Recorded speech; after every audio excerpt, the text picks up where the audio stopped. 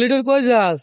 আমি তো যাই না ভাই, কেডা যায়? আমাদের এক বড় ভাই যেতেছে বিদেশ, ওরা খুব দুঃখে আছে, ওরা বউ ফালা দিতে চলে যেতেছে। আমরা আসছি এয়ারপোর্টে।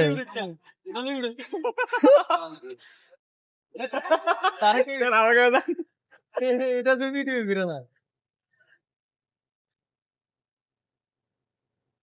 এই ভাবি আপনার দাবাই যাই গিয়ে সিরিয়াল নাই।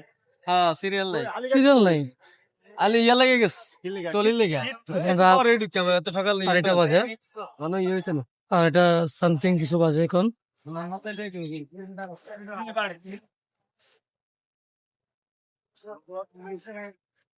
দেন তো লিয়া Turkish, Delhi, Bangkok, Kuwait, Kuala Lumpur, Sylhet.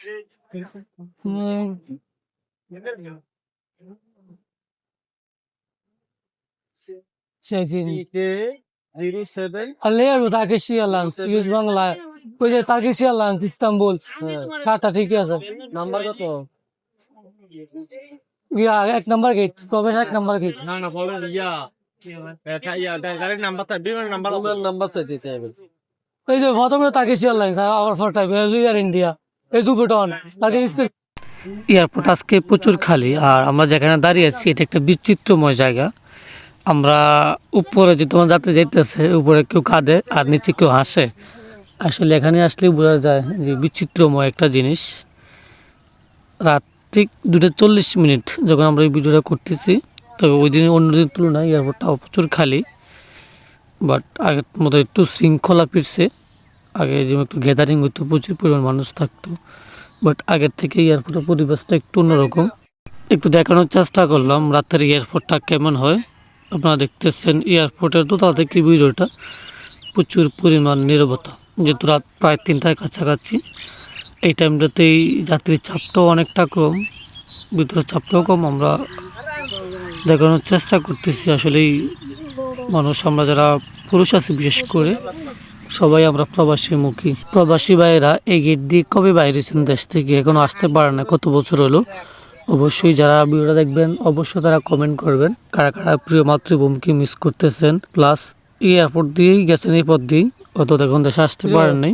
কান্দন কা আমার কান্দেন কেডা কো ভাবি কয় তোর ফোন দিছে না তোরে? হ্যাঁ কোন ফোন দিছে তোরে? কেউ কান্দে না। এদি গাতে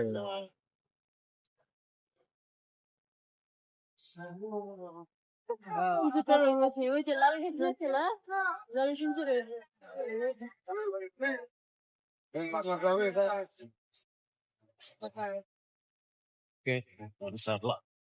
হ্যাঁ আমরা আমরা ভিডিও করার না আল্লাহ ভরসা।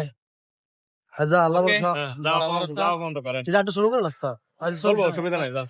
ঠিক আছে না আমরা নিজেই আপনি যদি কিনলে লিখে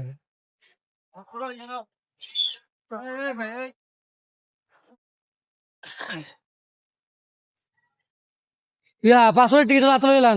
যারা শুরু থেকে শেষ পর্যন্ত আমার এই ভিডিও দেখছেন তাদেরকে আন্তরিক অভিনন্দন ও শুভেচ্ছা। আশা করি আবারও দেখা হবে, কথা হবে অন্য কোনো জায়গায়, অন্য কোনো ভিডিও নিয়ে। এই পর্যন্তই, সবাই ভালো থাকবেন, সুখে থাকবেন, সবাইকে নিয়ে ভালো থাকবেন। আল্লাহ হাফেজ, আসসালামু আলাইকুম।